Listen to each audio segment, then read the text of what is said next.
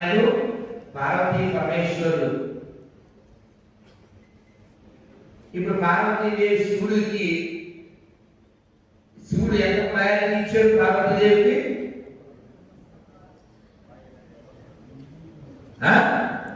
సగం, అంటే తన శరీరంలో సగం తానే. మన నారాయణ ఎక్కడ పెట్టుకున్నాడు? లక్ష్మీదేవి హృదయంలో పెట్టుకున్నాడు. ఆ హృదయంలో ఉన్న లక్ష్మీదేవి ఉండే స్థానాన్ని తల్లడని కదా భృగు మహర్షి మీద కోపగించి లక్ష్మీదేవి వెళ్ళిపోయింది. మనకి వెంకటేశ్వర దగ్గర గోవిందా కదా. అలా వెంకటేశ్వర కిందకి రాబట్టి, ముందు లక్ష్మీదేవి రాబట్టి, కలహం జరిగి కొల్హాపూర్ వెళ్ళబట్టి, వెంకటేశ్వర రాబట్టి, తొండమాట అక్కడ గుడి కట్టబట్టి, పద్మావతిదేవి రాబట్టి, వాళ్ళ నాన్నగారిని కట్టబెట్టి, తర్వాత అక్కడ హుండీ పెట్టి కుబేరుడి దగ్గర అప్పు చేసి, ఆ హుండీ డబ్బులు సద్వినియోగాలతో పాటు దుర్వినియోగాలు కూడా అవుతూ రకరకాలుగా అయిపోతూ, కానీ తెలుసుకోవట్లేదు. చాలా దురదృష్టకరం. మనం ఏదో ఇక్కడ ఉంటాము అనే భ్రమతో పిచ్చి పిచ్చి వేషాలు వేసేస్తూ, పిచ్చి పిచ్చి లెక్కలు వేసేస్తూ, ముందు జరిగింది కూడా గమనించకపోతే ఎలాగండి? నా పెద్దోళ్ళు ఎలా వెళ్ళి మీకు ఒక్క మాట చెప్పి వెళ్ళిపోతా. ఒక్కసారి అందరూ అర్థం చెప్పండి. హరే కృష్ణ హరే కృష్ణ కృష్ణ కృష్ణ హరే హరే హరే రామ హరే రామ రామ రామ హరే హరే గోవింద గోవింద గోవింద.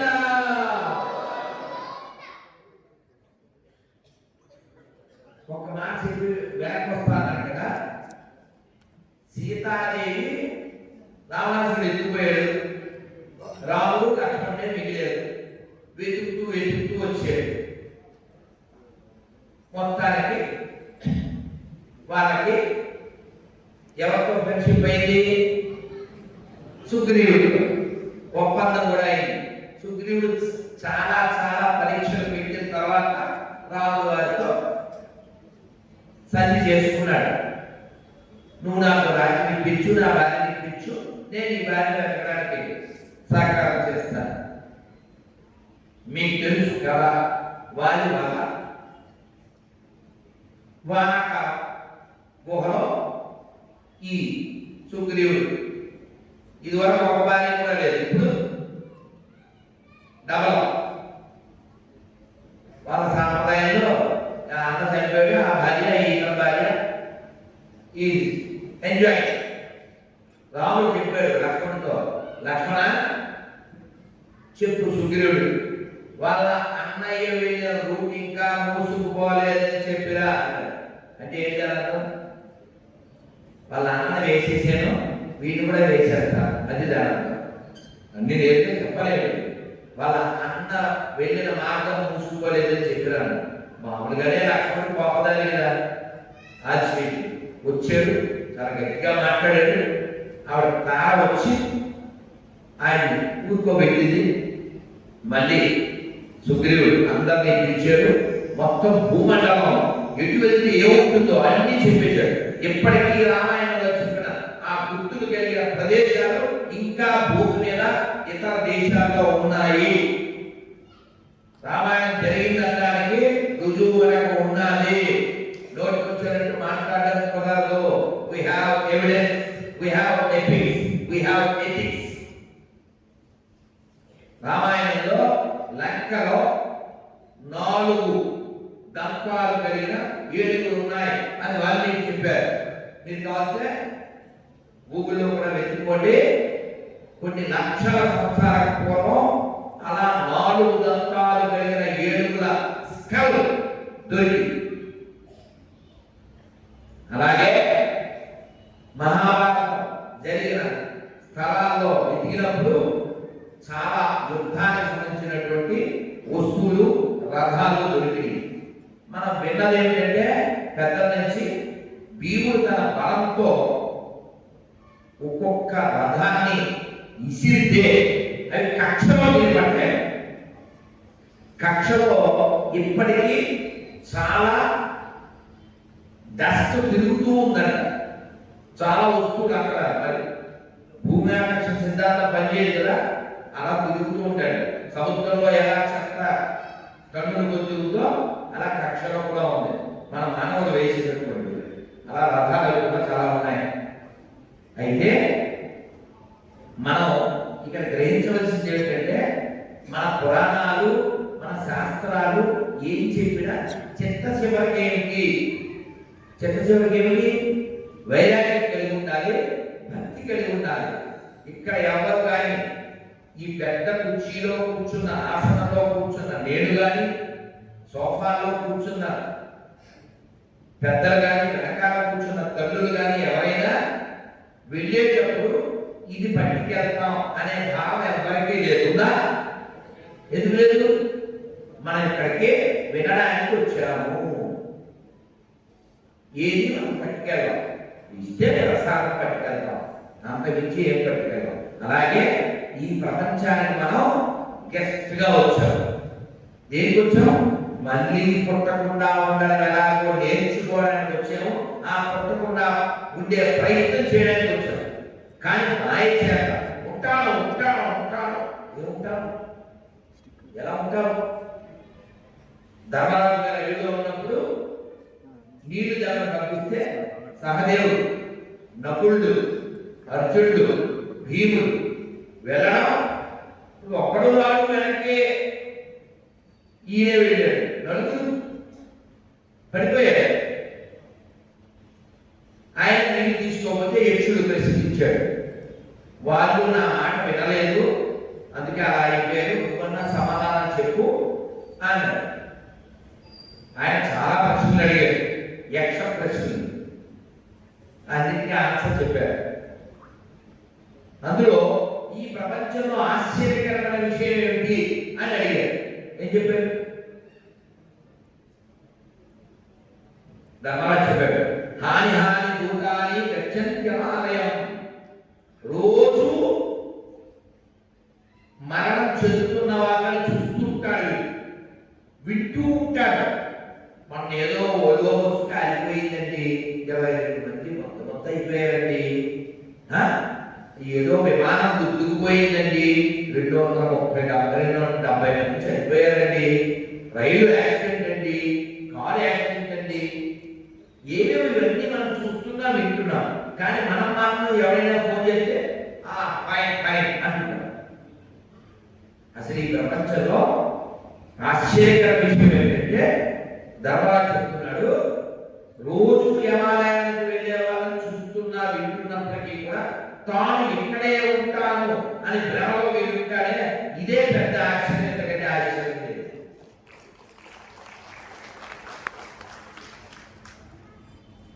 తాత పెళ్లి చేసుకుంటావా అనగానే మీరు ఏం చెప్పాలి?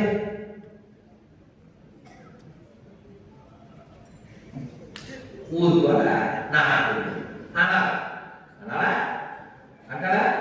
ఏమంటాడు? నాకెవరు అంటే మోసగుడే కానీ అంతేనా? నెక్స్ట్ అంతే కదా. అసలు ఆ ఆలోచన ఎక్కడి నుంచి పుట్టింది? మనస్సులోంచి పుట్టింది. మనస్సే అన్నిటికీ కారణం. మన ఏవ కారణం కేవలం కొంత మోక్షయ. మీరు ఊరికే ఇవన్నీ పురాణాల్లో మీరు ఆనందించాలి. మనం దెబ్బలు తిరగకుండా ఉండడం కోసం పెద్దలు వాళ్ళు ఆ పాత్రను పోషించారు. జైమిని పేరున్న గొప్పవాడు, వేదవ్యాసుడు నలుగురు శిష్యుల్లో ఒకడు. వ్యాసుడు వారు శ్లోక రాయిస్తారు. ప్రమాణాలు ధీమతాన్ని, ఎంత గొప్ప పండితుడైనా, ఎంత గొప్ప తెలివైన వాడైనా, ఎంత శాస్త్రం తెలిసిన వాడైనా ఇంద్రియాల దానికి పడిపోతాడు. రాయి అన్నారు. ఏంటి గురువు గారు ఊరుకోండి, ఇన్ని శాస్త్రాలు తెలిసి ఇంద్రియాలు ఎంత పడిపోతారు? నేను రాయను, నేను తిప్పించి రాస్తా. ఇంద్రియాలు ఎంత గొప్పైనా సరే శాస్త్రం నిష్ట కలిగినోడు దాన్ని తొక్కుతాడు అని రాశాడు. గురువుగారు చెప్పిన మాట కదా, గురువుగారిని అనుభవం కదా, వినాలి కదా. మనం కూడా అమ్మ మాట నాన్న మాట వినాం, తర్వాత దెబ్బలు తగిలేక దెబ్బ అయిపోతాం, తర్వాత ఏం చేయాలి. ఈయన ఇంటికి వెళ్ళిపోయాడు. ఏది ఈయన నచ్చినట్టు రాశాడు, ఇంటికి వెళ్ళిపోయాడు. ఆయనకి ఏదో ఒక హట్ గుడిసెల వెళ్ళిపోయాడు. ఎవరు తిన్నారు, పడుకున్నారు,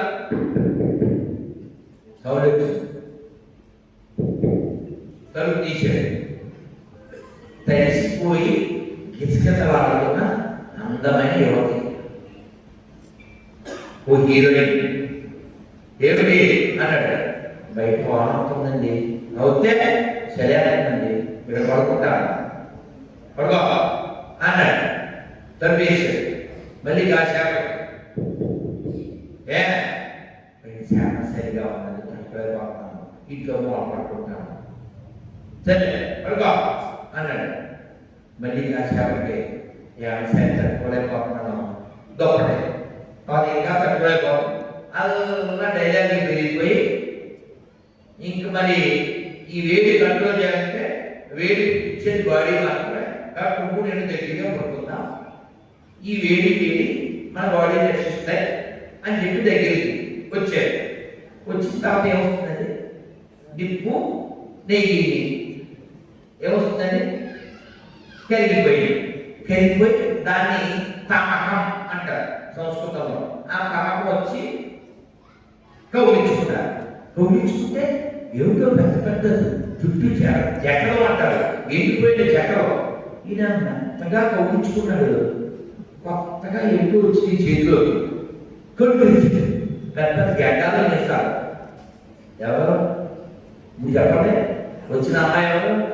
వ్యాసులే. నాకు స్వాపం ఏం రాశారు అమ్మాయి, బాగా శాస్త్రం తెలిసినోడు.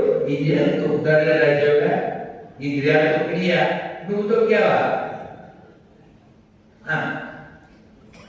ఇంద్రియాలు మేము నిర్ణయం చెప్పుకున్నాం, సీనియర్స్, మనందరికీ సీనియర్స్. ఎలా ఎందుకు రాలేదు? కవిజ్ఞప్తిగా ఎందుకు కవిగా రాజ్యంలో పెళ్లి చేయలేదు, 4 సంవత్సరాలు ఎక్కువ వేసేది, నోరు కట్టుకోలేదు. రాత్రి కూడా యాక్టివ్గా ఉండకూడదు. అలా యాక్టివ్గా ఉంటే వాళ్ళు ఏమంటారు? నిశాచరుడు. నిశి అంటే చీకటి. నేను అంటే చాలా ప్రయాణం చేసుకుంటాం కదా, ఎప్పుడో మా అక్కడికి చూస్తుంటే కారు వాడు ఓ దారిలో తీసుకొచ్చాడు విజయవాడ. దాని పేరు ఈట్ స్ట్రీట్. అది రాత్రి ఏమున్నాయనుకుంటారు? అదృష్టం ఏంటంటే బండి మీద వెళ్ళలేదు, కారు కాబట్టి అద్దాలు వేసుకున్నాం, లేదా చచ్చిపోదు. ఓ పక్కన కొండ బిర్యానీ, ఇంకో పక్కన పిఠాపు బిర్యానీ, ఇంకో పక్కన మరి అనకూడదు బొగ్గులో బిర్యానీ. అది తిట్టు కాదు, బొగ్గు అనగా వెదురు, అది తిట్లా తయారు చేశారు. వాషాన్ అంటే పెట్టి, బొగ్గు అంటే మనం మోసుకెళ్ళేది. అవి 2 తిట్లు చేసి పడేసారు. ఈ రకరకాల బిర్యానీలు, అది కూడా ఉప్పు వేసుకోవాలి ఎక్కువ. ఉమ్మేస్తే కానీ పవిత్రం కాదు కదా పాపం. ఆ ఉమ్మేసి కొన్ని పదార్థాలు 1, 2, 3, 4, 5, 6, 7 కలిపిస్తూ ఉంటారు. తినేవాడు మనడే. అది రాత్రి మరి 4 AM బిర్యానీ. అసలు నీ మీదే నీకు ప్రేమ లేకపోతే పొద్దున లేస్తే ఎవరికి లాభం? ప్రాణాయామం చేస్తే ఎవరికి లాభం? ఎండలో కాసేపు నిలబడి ఆదిత్యహరం చదువుకుంటే ఎవరికి లాభం? ఓంకారం చేస్తే ఎవరికి లాభం? వేడి నీళ్ళు తాగితే ఎవరికి లాభం? బొట్టు పెట్టుకుంటే ఎవరికి లాభం? మౌనం చేస్తే ఎవరికి లాభం? భగవద్గీత చదివితే ఎవరికి లాభం? భాగవతం వింటే ఎవరికి లాభం? నీకు లాభం వచ్చే పనులు చేయకుండా ఏదో మేరకట్టేం ఏదో అని చచ్చిపోయి రెచ్చిపోతే ఎవరికండి నష్టం? మనం చెప్పుకున్నట్టున్నాం కదా, ఎక్కడో చెప్పుకున్నాం. వాడు ఎవడో 3 అంతస్తుల బిల్డింగ్ షార్ట్ సర్క్యూట్ అయింది. చెప్పుకున్నాం ఇక్కడే చెప్పుకున్నా, ఇంకో ఊళ్ళో చెప్పుకున్నా. ఇక్కడైనా ఆ 3 అంతస్తుల బిల్డింగ్ షార్ట్ సర్క్యూట్ అయింది. వాడు కనపడలేదు. వాడు ఇల్లు అయిపోతుంది. కొడుకు చెప్పాడు, నాన్నగారు ఈ బిల్డింగ్ మనం అమ్మేసాం కదా. వీళ్ళు లేచి అసలు వాడు ఎవడో గెస్ట్లా ఉంచున్నాడు. ఎవడు? వీడే, ఈ దొరిలోడు. ఇంకో కొడుకు వచ్చి, నాన్నగారు ఆ మినిమా నిజమేనా డబ్బులు ఇవ్వలేదా? ఇంత దొరలేదు. మళ్ళీ ఇంకో కొడుకు వచ్చి, నాన్నగారు వాళ్ళు చెక్ ఇచ్చారా? మళ్ళీ చూద్దాం. మళ్ళీ కూడా చెక్ ఇంకా పాస్ అవ్వలేదన్నాడు. అంటే ఇప్పుడు వీడు దొరడానికి నిలబడడానికి కారణం ఏంటి? ఇందాక నాది అనుకున్నప్పుడు దొలేస్తాడు. ఇది అవ్వదు కదా, నాది అనుకున్నప్పుడేమో కింద దొలేస్తాడు. మనకి అదే అన్నప్పుడు సినిమా దొరుకుతున్నాడు. అసలు ఈ ప్రపంచంలో మనం ఏమన్నా ఉందా? నాది నాది అనుకున్నది నీది కాదురా, నువ్వు రాయన్నది ఒకనాటికి రత్నమౌనురా. కాబట్టి ఈ ప్రపంచంలో మనం కేవలం గెస్ట్ గా వచ్చాం. ఏదో మన చేతికి భగవంతుడు మన పూర్వపుణ్యాన్ని ఏదో ఇస్తే దాన్ని చక్కగా వినియోగించాలి. ధనం 3 రకాలుగా ఖర్చు అవుతుందంట. ఒకటి భోగం, అంటే వాడు అనుభవించడం. 2 త్యాగం, ఇతరులకి ఇవ్వడం. 3 రోగం. ఎక్కువ మంది ఏం ఖర్చు పెడతారు? ఒకటి భోగం, అనుభవించు రాజా. 2 రోగం, త్యాగం.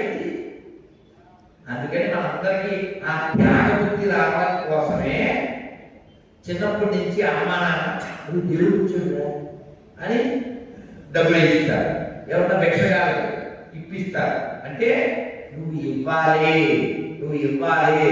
దోచుకోపోగ్రాం లేదు. నువ్వు ఇవ్వడానికి వచ్చావు, నువ్వు నవ్వడానికి వచ్చావు. ఎవరికో పోయి నవ్వడానికి రాలేదు. You are best, do the best, that is next, other you become కష్టం. ఈ వైరాగ్యం మనకు రావడం కలగడం కోసమే భోజనం అంటాం.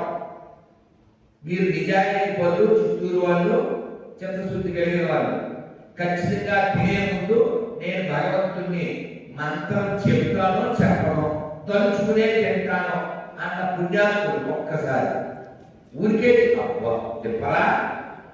ఎంత పుణ్యాత్ములు ఉన్నటువంటి చిత్తూరులో ఉండి మరి నేను ఒకటి చప్పట్లు కొడితే సరిపోదు, మీకు మీరే కొట్టు.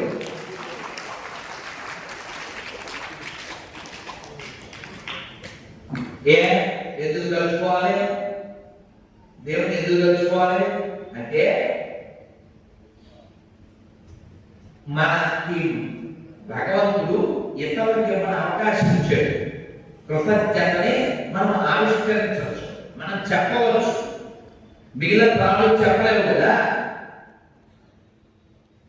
భగవంతుడితో మన అమ్మవారితో ఇలా చెప్పి ఆహారం స్వీకరించాలి. అందరూ ఒకసారి చెప్పేది, అన్నపూర్ణే సదాపూర్ణే శంకర ప్రాణవల్లభే జ్ఞాన వైరాగ్య సిద్ధ్యం భిక్షా దేహి చ పార్వతి. ఏమడిగా? జ్ఞాన వైరాగ్యము, పప్పు కూర సాంబారు కాదు, జ్ఞానము వైరాగ్యం. వీటి కోసం మనం అమ్మవారిని అడిగి, అమ్మ ఈ ప్రసాదించినందుకు ధన్యవాదాలు.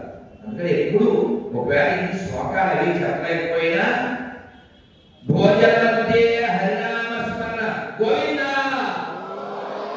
గోవింద. కాబట్టి ఎప్పుడు స్మరణ చేయండి. ఏమో ఎవరికి తెలుసు, ఎవరికి ఎన్ని ఇచ్చారో మనకు తెలియదు కదా. వైరాగ్యం కలిగి ఉండాలి. వైరాగ్యం అంటే ఏమిటి? ఏది నాది కాదు. ఇప్పుడు లేచి పోయేటప్పుడు ఎప్పుడైనా ఏడుస్తారా? అబ్బాయి అంత బాగుంది, నా రోడ్డు నుంచి కూర్చున్నాను, సోఫాగా ఉన్నాయి. దీని మీద ప్రేమ ఉంటుందండి? మీ సోఫా మీద ప్రేమ ఉంటుందా? కుర్చీ మీద ప్రేమ ఉంటుందా? ఏ ప్రేమ ఉంటుంది?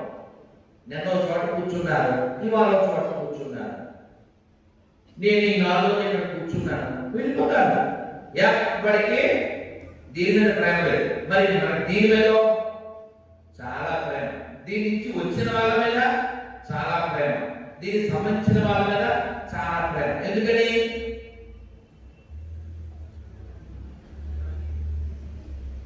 కదా. అలాంటి లక్షణాలు ఉన్న వాళ్ళ గురించి ఒక ఆయన ఓ మంచి వివరణ ఇచ్చాడు. ఎప్పుడు వచ్చాడు, ఎప్పుడు రాగానే ఎవరైనా సంతోషపడతాడా? భయపడ్డాడు. వీడు అడిగాడు, ఏముంది ఏంటండి మా ఇంటికి వచ్చారని. ఇవాళ మరి నీకు పట్టుకెళ్ళిపోవాలా, టైం అయిపోయింది, అందుకని వచ్చాను. ఏంటంటే అప్డేట్ అవ్వాలి కదా. ఎలా పట్టుకుపోతారు? ఒక ముందు ఓ మెసేజ్, ఓ పోస్ట్, ఓ వాట్సాప్ చేయాలి కదా అన్నాడు.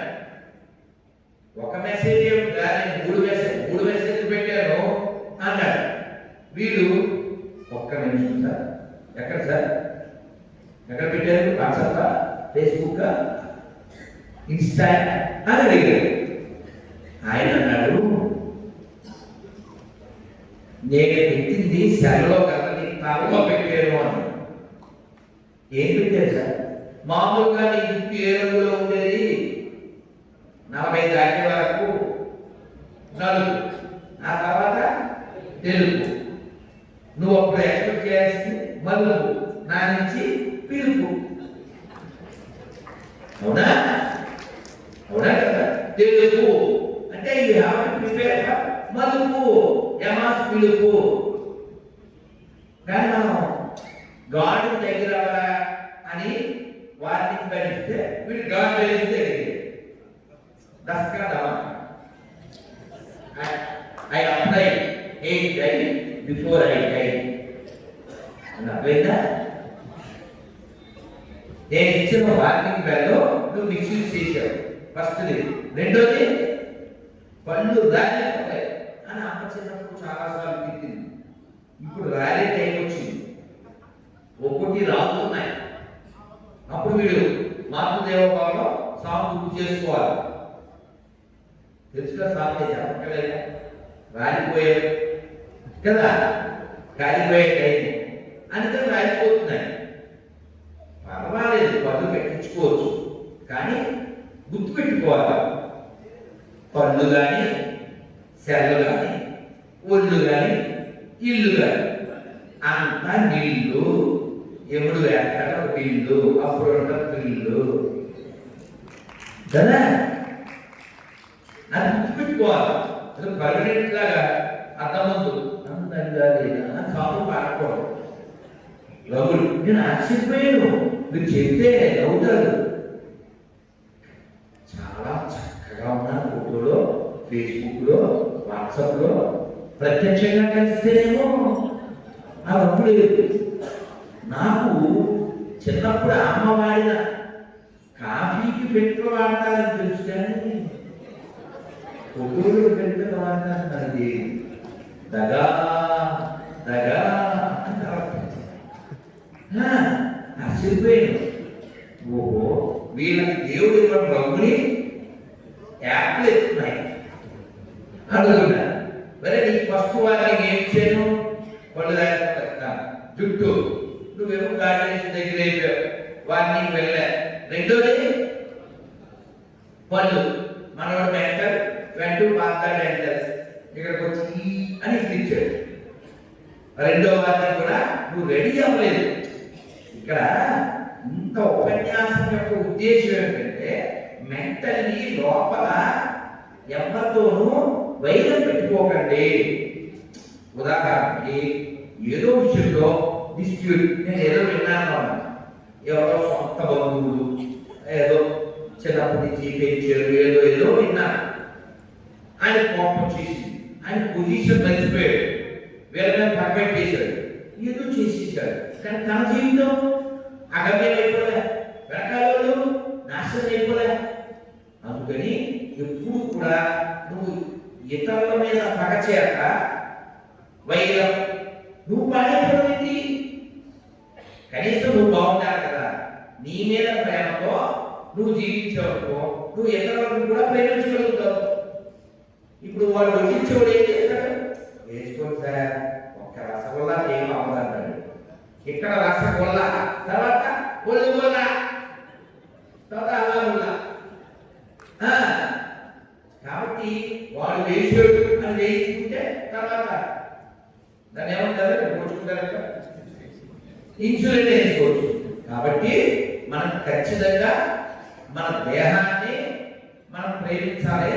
కానీ దీన్ని వాడుకుంటే తర్వాత మన శరీరం పడిపోయిన తర్వాత ఎక్కడికి వెళ్ళాలో అక్కడికి వెళ్ళడానికి మనస్సుని సిద్ధము శుద్ధము చేయాలి. ఫస్ట్ వాళ్ళని జుట్టు మనవాడు ప్రిపేర్ అవ్వాలి. రెండో వాళ్ళకు పళ్ళు ప్రిపేర్ అవ్వాలి. మూడోది ఏంటి? మనం ధర్మాన్ని పాటించకుండా అడ్డం పడే వాటిలో టాప్ మోస్ట్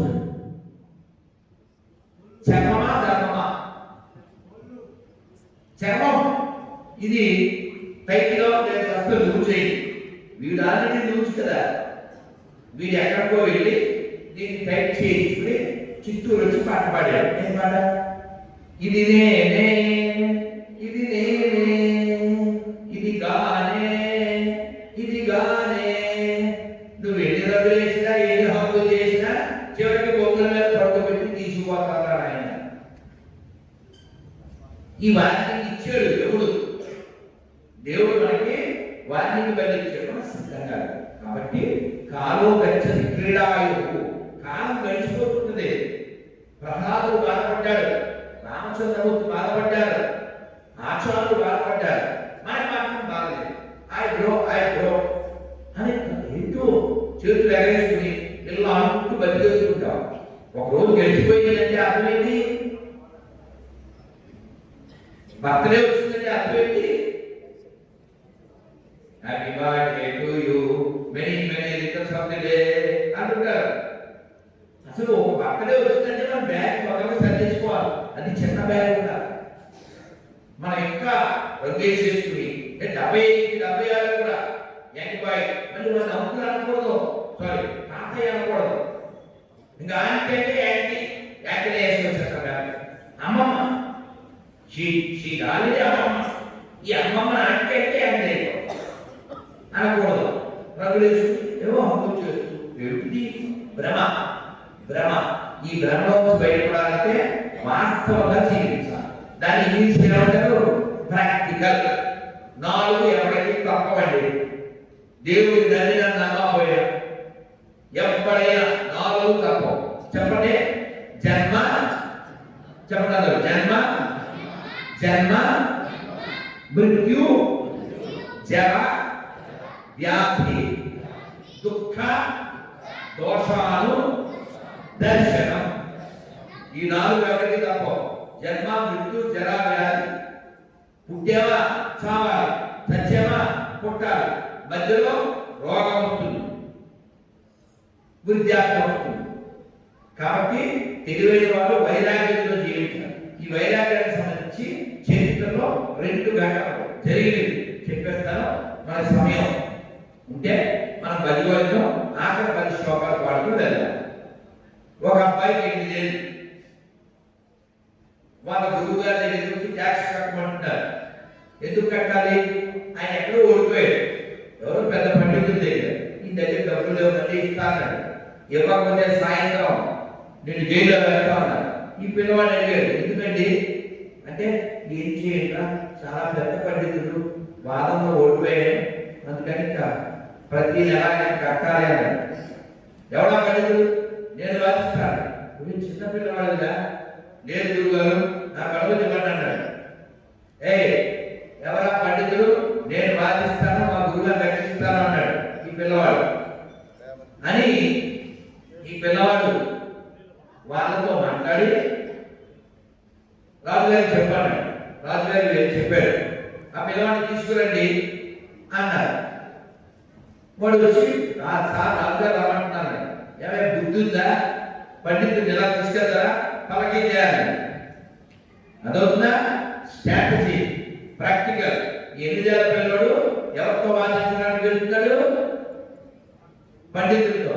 బట్ ఈయన కూడా పండితులే కదా, కాబట్టి పలక తీసుకురామన్నారు. ఓ పలక తీసుకొచ్చారు. ఆ పలకీలో అక్కడికి వెళ్ళాడు. అందరూ చూస్తున్నారు, సభంతా చూస్తున్నారు. రాణిగారు పైన కూర్చున్నారు, మిగిలిన వాళ్ళంతా ఈ ఆసనాల్లో కూర్చున్నారు. ఈ పిల్లవాడు ఏమిటి, ఎవరు ఓడించలేని పండితుడు ఎలా ఓడిస్తాడు? వాదం మొదలైంది. ఈ పిల్లవాడు కొన్ని ప్రశ్నలు, ఆయన కొన్ని ప్రశ్నలు. ఫైనల్ గా రాజుగారి భార్యకి 5 భక్తులు అన్నాడు. వీరి నోట్లో పచ్చివరకే పడదు. అవునంటే ప్రమాదమే, కాదంటే ప్రమాదం. ఓడిపోయాడు. ఈ తర్వాత దాన్ని శాస్త్రబద్ధంగా నిరూపించాడు. ఈ రాజుగారి దాని పైన చూస్తూ కిందకి మెట్టు మీద పరిగెత్తుకొచ్చి ఆ పిల్లవాడిని ఎన్నై 600 అని గుర్తుపెట్టుకుంది. ఆ 8 ఏళ్ల పిల్లవాడిని ఊళ్ళో కూర్చోబెట్టుకున్నారు. రాజుగారు సంబరపడిపోయారు. ఆ పిల్లవాడికి అర్ధరాజ్యం ఇచ్చారు. వాళ్ళు అల్లుడిగా చేసుకున్నారు. రోజులు అలా గడిచిపోయి పెద్దవాడు అయిపోయి భోగాల్లో మునిగిపోయాడు. ఈ పిల్లవాడే తర్వాత కాలంలో ఏ స్థితికి వచ్చాడంటే యదవది మమచేత కృష్ణ పదాలయో అనే శ్లోకంలో చెబుతూ, నాకు ఎప్పుడైనా నా మనస్సులో ఈ ప్రపంచం పట్ల కోరిక కలిగితే immediately my tongue get twisted, my eyes turn reddish, and my saliva comes out, and I spit on the desire. నా కోరిక కలిగితే నా కళ్ళు ఎర్రబడతాయి, నాలుక తిరుగుతుంది, లోపల నుంచి సరైన వస్తుంది. ఆ కోరిక రూపు వేస్తాను. ఎప్పుడైతే నా మనస్సు కృష్ణుడి యొక్క పాదాల మీద ఆనందాన్ని పొందుతుందో అప్పుడు నా మనస్థితి ఈ ప్రపంచం పట్ల అలా ఉంటున్నాను. ఎందుకు ఆ పిల్లవాడు ఎవరు? పెద్దవాడు ఏమయ్యాడు? యామునాచార్యుడు. రామానుజుల వారి పంచ ఆచార్యులు ఒక 5గురిలో ఒకరు. అంటే అతను పిల్లవాడిగా ఉండి భోగాల్లో మునిగిపోయి మళ్ళీ జ్ఞానంతో వెనక్కి వచ్చాడు, తను తాను జయించాడు. అందువల్ల మనం జయించాలంటే ఈ ప్రపంచంలో ఉన్నటువంటి పరిస్థితుల నుంచి మన మనస్సు వికలం కాకుండా ఉండాలంటే మన మనస్సు గోవిందుడి పాదాల మీద ఉండాలి. అలా పాదాల మీద ఉంచాలి అని చెప్పడానికే అందరు ఆచార్యులు, శంకరాచార్యులైనా, మధ్వాచార్యులైనా, రామానుజాచార్యులైనా, వల్లభాచార్యులైనా, అన్నమాచార్యులైనా వచ్చి మనకు వివరించారు. అలా తగ్గట్టు వారు జీవించారు. మన అందరూ విన్న పాటే కదా.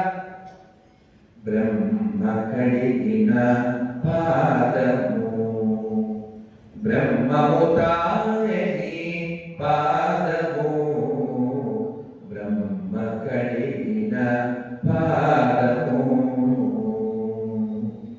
చెలగి వసుదగుని చినని పాదము, బలితల మోపిన పాదము, చెలగి వసుదగుని చినని పాదము, బలితల మోపిన పాదము, తలక గగనము తన్నిన పాదము, తలక గగనము తన్నిన పాదము, బలలిపుగాచిన పాదము, బలలిపుగాచిన పాదము, బ్రహ్మ కడిగిన పాదము,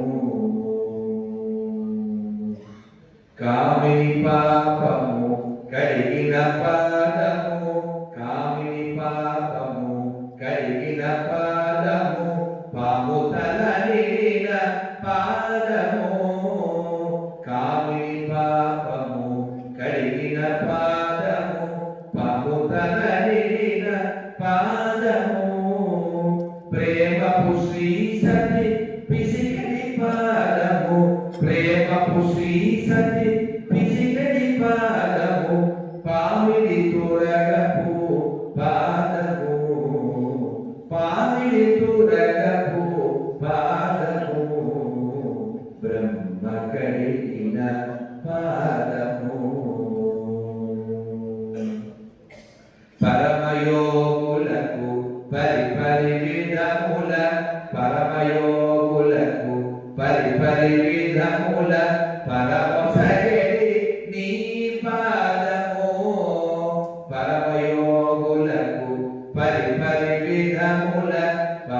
నొసగెడి నీ పాదము తిరువేంకటగిరి తిరమని చూపిన తిరువేంకటగిరి తిరమని చూపిన పరమ పదము నీ పాదము పరమ పదము నీ పాదము బ్రహ్మ కడిగిన పాదము బ్రహ్మము తానే నీ పాదము బ్రహ్మ కడిగిన పాదము.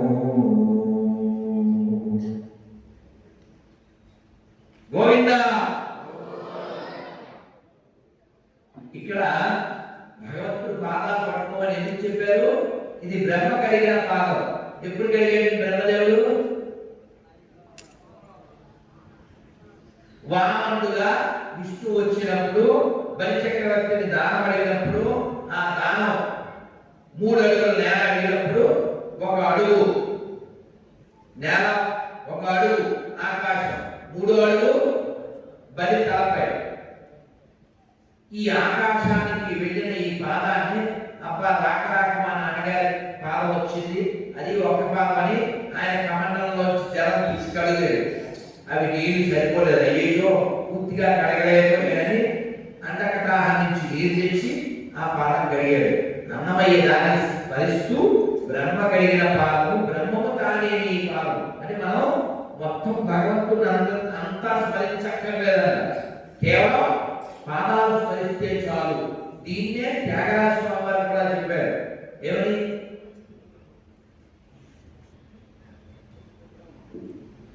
ఉండే రాముడొక్కడే ఉండే రాముడొక్కడే ఊరకే చెడిపోకు ఓ మనస ఉండే రాముడొక్కడే. రాముడు ఒక్కడున్నాడు, మనసు చెడిపోక్కర్లేదు, చెడగొట్టుకోవద్దు, రాముడు పాదం ఉంటే చాలని. అలా ఈ పాదం కడిగాడు మనకు తెలుసు, కానీ తెలియని విషయం ఏమిటంటే ఈ లీల అయిపోయిన తర్వాత ఏంటి, ఈ బలిచక్రవర్తి తొక్కిన తర్వాత ఎక్కడికి వెళ్ళాడు బలిచక్రవర్తి తెలుసా? సుతల అని ఒక లోకం ఉంది. మొత్తం ఎన్ని లోకాలు? 14. అతల సుతల తల తల రసాతల మహాతల వితల పాతాల భూభోలోక స్వర్లోక మానలోక జనలోక తపోలోక సత్యలోక, ఇలా పాతాల నుంచి 14 లోకాలు. అందులో సుతల అనేటువంటి లోకం స్వర్గం కంటే ఉన్నతమైనటువంటి, కింద ఉన్నప్పటికీ కూడా బాగుంటుంది. ఆ లోకానికి ఆయన అధిపతిగా చేశాడు. చేసి విష్ణుమూర్తి వెళ్ళిపోయాడు. రావణాసుడి కాలం వచ్చింది. ఇదంతా ఎప్పుడు జరిగింది? కృతయుగంలో జరిగింది. రావణుడు ఎప్పుడు వాడు? రావణుడు అన్ని లోకాలు జయించేస్తూ పాతాళానికి స్వతంత్ర లోకానికి కూడా వచ్చాడు. వచ్చి అన్నాడు ఆ సెక్యూరిటీ గార్డు, నీ సామర్థ్యుడు అన్నాడు. ఎందుకు అన్నాడు? అన్ని లోకాలు జయిస్తున్నాను, ఇది కూడా జయించేస్తా అన్నాడు. అంతుందా అన్నాడు. ఉంది అన్నాడు. అయితే చూడు దాన్ని కలుపు అన్నాడు. ఏదో ఒక వస్తువు రావణాసుడు, నేనెవరో తెలుసా?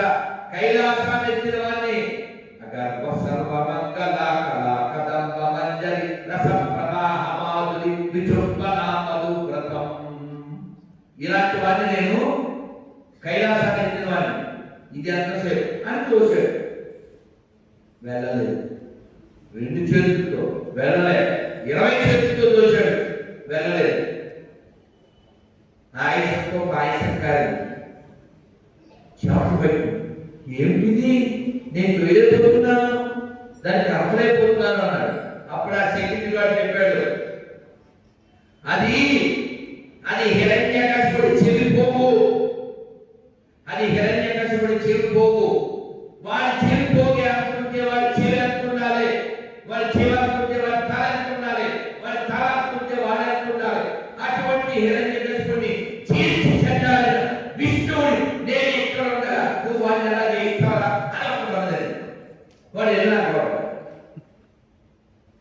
ఇంతకీ సెక్యూరిటీ గార్డ్ ఎవరు?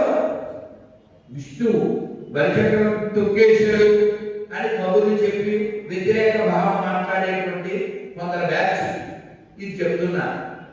ఆయన తొక్కాడు, అతని అహంకారాన్ని తొక్కి ఇదంతా నాదే, నీదేమీ లేదని చెప్పి అతని వినయాన్ని ఒక్కి అతని ఇంటి ముందు కాపలాగా ఉన్నాడు విష్ణువు. అది దయా.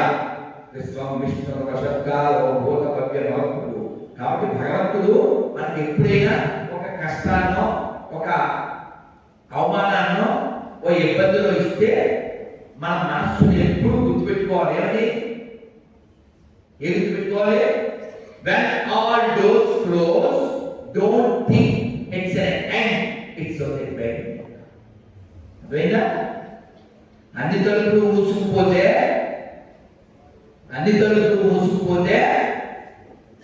అంతా అయిపోయినట్టు కాదు.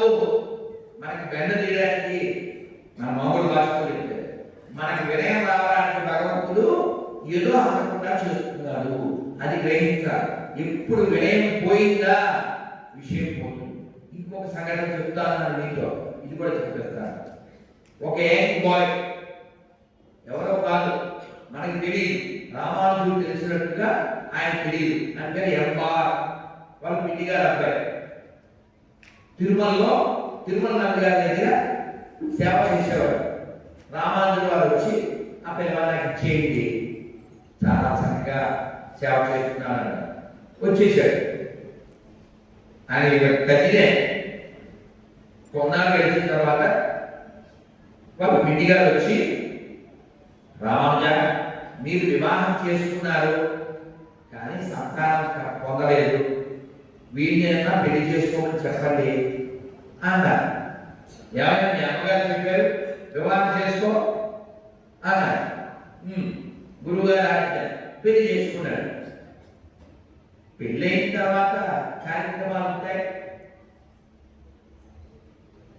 ఈ అమ్మాయి బయటకు వచ్చాక ఏం జరిగిందన్న, అదే వారు రంగాలు చెప్తూ ఉన్నారంటే నేను వింటూ ఉన్నాను. ఇప్పుడు అనుక ఈవిడ మళ్ళీ వెళ్ళి, రామానుజ ఇక సంతానంగా దొరుకుతుంది, ఆయన ఏదో చెప్తుంది ఈవిడేదో వింటుంటే అన్నారు.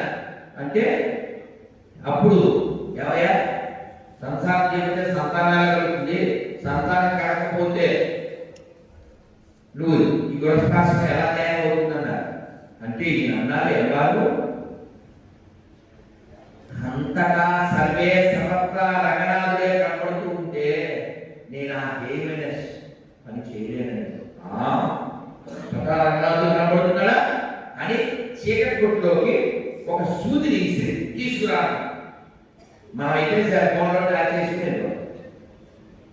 ఆయన చీకటి గదిలోకి వెళ్ళి ఆ సూది తెచ్చిచ్చేసాడు. అంటే అంతటా భగవద్ దర్శనం చేయగలిగేవాడు ఏదైనా దర్శించగలుగుతాడు. అప్పుడు ఇంకా ఆయనకి తుర్యావస్థ ఆయన ఆశ్రమాన్ని ప్రసాదించాడు. అటువంటి అందరూ వైరాగ్యమూర్తులు కలిగినటువంటి ఈ దేశంలో మనం పుట్టాము. మర్చిపోకండి. ఎవరో పిల్లవాడు గురుకులంలో జాయిన్ అయ్యాడు, బాల్యంలో వివాహం అయిపోయింది, గురుకులంలో జాయిన్ అయ్యాడు, పెద్ద అయ్యాక వచ్చాడు, ఇల్లు మర్చిపోయాడు. ఎవరో నీళ్ళు పట్టుకుని నేర్చుకుందో కావాలి, అమ్మా ఫలానా వారి ఎక్కడ ఇలా వెళ్ళండి అని చెప్పింది. ఆవిడ ఏమో పట్టుకు నీళ్ళు తీసుకొచ్చేసరికి ఇతర ఇంట్లో ఉన్నాడు. ఇంతగా అమ్మాయి ఇతర భార్య, ఒరే మీ ఆవిడ ఇతను నమ్మలేదు. నేను ఆమె అమ్మాని పిలిచాను, ఆవిడ నాకు అమ్మ. ఉంటారండి అవునా? అంత వైరాగ్యం కలిగినటువంటి మహాపురుషుడి నేలలో ఉంటాం. కాబట్టి మనం ఖచ్చితంగా ప్రపంచం పట్ల ఎటువంటి వైరం కలిగి ఉండకండి. నేను కొంచెం సరదాగా చెప్తాను. ఎవరికైనా గొడవ అయిందనుకోండి, ఎవరికైనా గొడవ అయితే పళ్ళు కొరికేస్తూ ఇలా చేతులు గుడి చేసుకుని ఊగిపోతూ ఉంటాం. వాటి ప్రస్థానం వస్తే చాలు బీపీ వచ్చేస్తున్నారు. ఎందుకు పాడైపోతారండి? ఎందుకు పాడు చేసుకోవాలి మన ఆరోగ్యం, మన మనస్సు? అందుకని ఎవరిపైనా గొడవ వస్తే, ఏదైనా మాట వస్తే ఇంగ్లీష్లో మాట అంటారు, if something is wrong with someone Immediately I delete. Without late, I close my gate. That is a gate.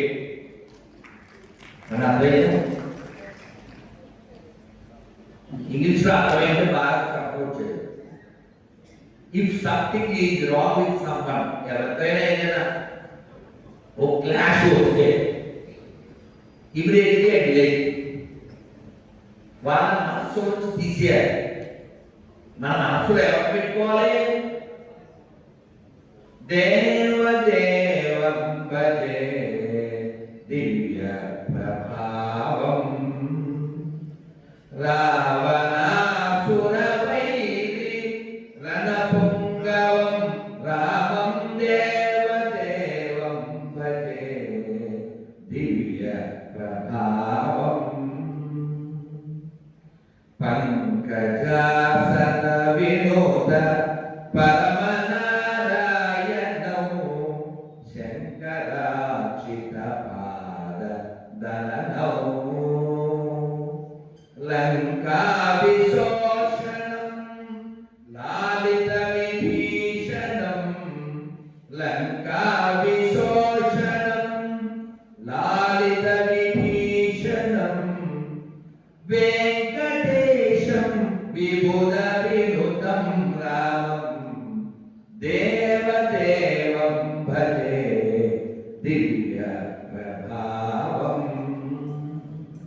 అంత అందమైన రాముని మనం స్మరించాలి. లేదు జగన్మోహనాకార. నాకు వారిని చూస్తే మన గోదావరి గ్రామంలో కానీ వెంటనే గుర్తొచ్చే పాట నాకు అన్నమయ్య కీర్తనే. జగన్మోహనాకార చతురుడవు పురుషోత్తముడవు జగన్మోహనాకార. ఎంత అందమైన వాడండి. అంత అందమైనటువంటి భగవంతుణ్ణి స్మరించాలని వాడెవన్నో మనం స్మరించి బీపీ తెచ్చుకుని హ్యాపీ కోల్పోతే మన ఏపీలో ఉన్నదానికేమో ఉపకారం ఉందా? హ్యాపీగా ఉండేవాడే ఏపీలో ఉండాలి, పాపికాయ వాడే ఏపీలో ఉండాలి. ఎందుకంటే బీపీ తెచ్చుకునేవాళ్ళు ఎన్ని ఇచ్చారండి మనకి? ఓ తిరుమల మనదే, కాణిపాకం మనదే, గోదావరి మనదే, కృష్ణ మనదే, పెన్నా మనదే, తుంగభద్ర మనదే, శ్రీశైలం మనదే, వీరబ్రహ్మేంద్ర స్వామి మనవాడే, రాఘవేంద్ర స్వామి మనవాడే, అన్నమయ్య మనవాడే, నన్నయ్య మనవాడే, కన్నప్ప మనవాడే. ఎంతమంది గొప్పవాళ్ళు పుట్టిన నేలలో పుట్టామండి. మా తెలుగు తల్లికి మల్లె పూలంట, మా కన్న తల్లికి మంగళారతులు. ఎవరు రచించారు? ఎక్కడ వాడు? ఈ ఊరు, ఈ జిల్లా కదా. కాబట్టి చిత్తూరు వారు చెత్తలేని వారు, చిత్తూరు వారు చిత్తశుద్ధి కలిగిన వారు. కాబట్టి మనం ఆర్థికంగా బాగుండాలి, ఆధ్యాత్మికంగా కూడా బాగుండాలి. అదే భజ గోవిందం చెప్తుంది. భజ గోవిందం, భజ గోవిందం, గోవిందం భజ గోడంటే. అందరూ ఒకసారి చెప్పేది మనం స్వస్తి చెప్పేద్దాం.